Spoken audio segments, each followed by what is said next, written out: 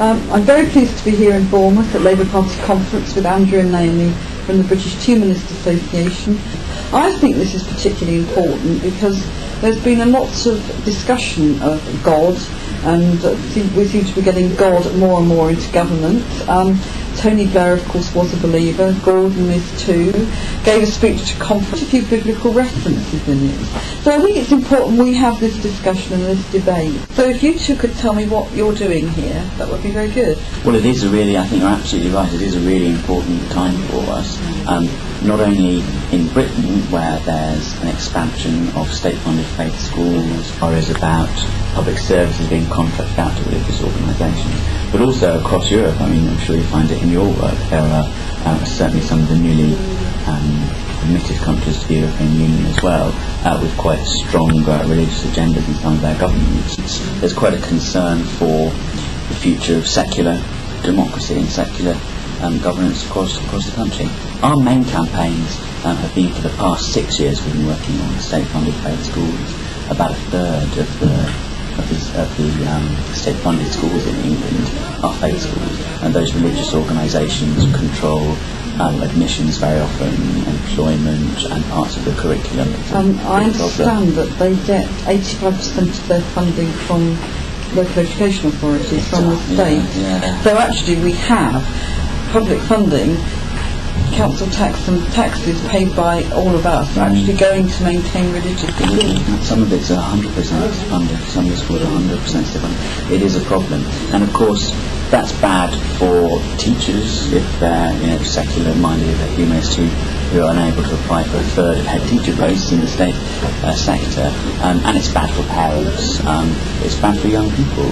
So there is a lot of public support for that position, but really we need a brave government to take a stand on the issue.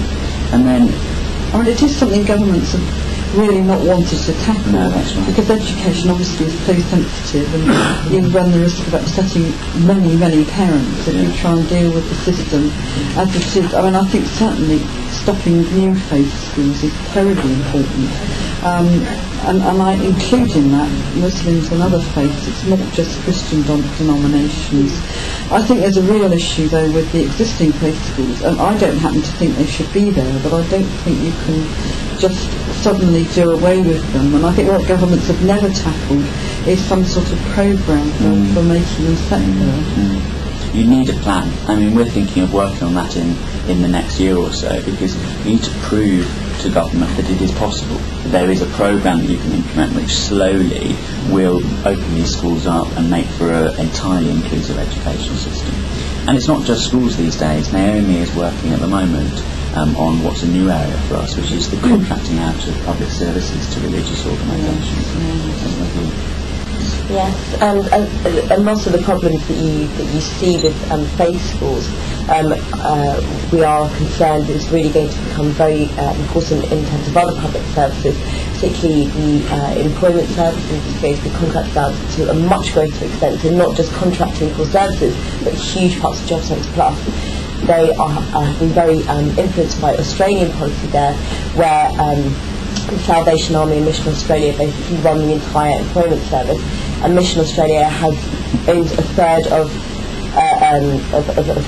one of the contractors who is bidding for basically most Job Centre Plus. Over here, we know they've approached the Church of England, the Salvation Army, so that's huge parts of the welfare and employment services, so people will have to go to the church to get their benefit. Are there going to be any sort of clauses in those contracts saying that they can't preach their religion when they're running the services? Well, we've already asked the DWP, Department for Work and Pensions, to see their contracts which they use. Now, there are problems there because they do say that you mustn't discriminate on grounds of religion, but that doesn't include non-religious people, which is obviously a thing. They are able to discriminate in their employment, and we know that not just in the employment services, there's another area, particularly things like the prison and the probation service. They are already contracting to organisations to provide services on behalf of the state, who will only hire staff of a certain denomination, and that's for every single role in the organisation. So there are real problems there. Yeah, I think we really need to mount a big campaign about that, because I think this is potentially very dangerous.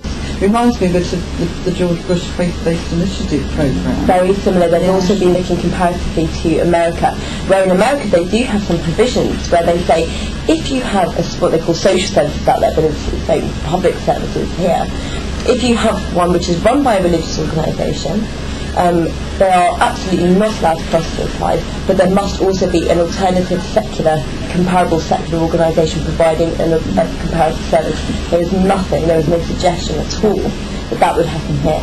So if you have, if you're in an area where there is no alternative secular, then you will be forced to go to a religious organisation to get the statutory public service which you have paid for. Frightening.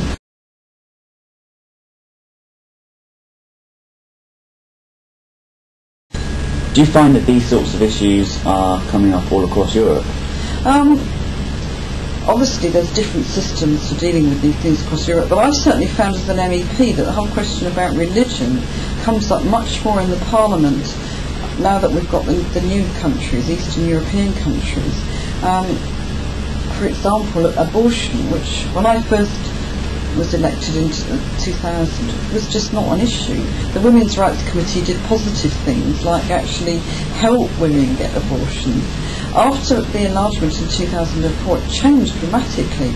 The chair of the Women's Rights Committee, Anna Zaborska, is Slovakian Catholic, and she's completely opposed to abortion, and she's chairing the Women's Rights Committee. It's been a really serious change. I mean, it's really not good. In terms of what member states do, it varies tremendously. France has complete separation of church and state, which they defend, sometimes to the detriment of human rights, I think, actually. Whereas in Germany, taxes are paid which go to the church. So there's a lot of different practice. But I certainly think we need to watch what's going on in the EU, because I think it's going the wrong way at the moment.